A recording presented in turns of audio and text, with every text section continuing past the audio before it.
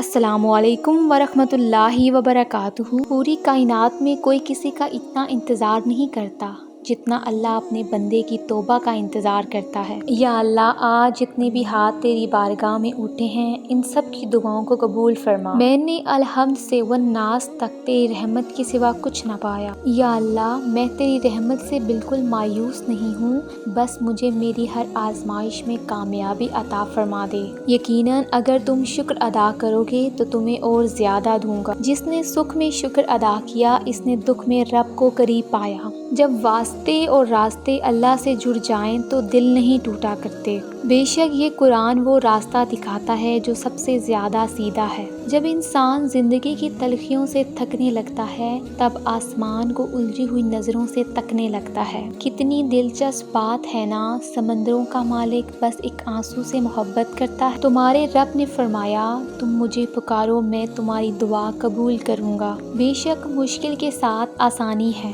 اے ہمارے پروردگار، اگر ہم سے کوئی بھول چوک ہو جائے تو ہماری گرفت نہ فرما۔ حضرت محمد صلی اللہ علیہ وسلم نے فرمایا، میری امت کے غریبوں کا حج جمعے کی نماز ہے۔ ہم تیری ہی عبادت کرتے ہیں اور تجھ سے ہی مدد مانگتے ہیں۔ اے ایمان والو، اللہ کے حضور سچی توبہ کرو، یقین رکھو کہ تمہارا رب تمہارے گناہ معاف کر دے گا اور تمہیں ایسی جنتوں میں داخل کرے گا جن کے نیچے نہریں بہہ رہی ہوں گی۔ فرمانے حضرت علی علیہ السلام ہے، انسانیت بہت بڑا خزانہ ہے، اسے لباس میں نہیں انسان میں تلاش کرو۔ قربان جاؤں اس خدا پر جو انسان کو دکھ دیتا ہے اس کی برداشت کے مطابق اور خوشی دیتا ہے اس کی اوقات سے بڑھ کر۔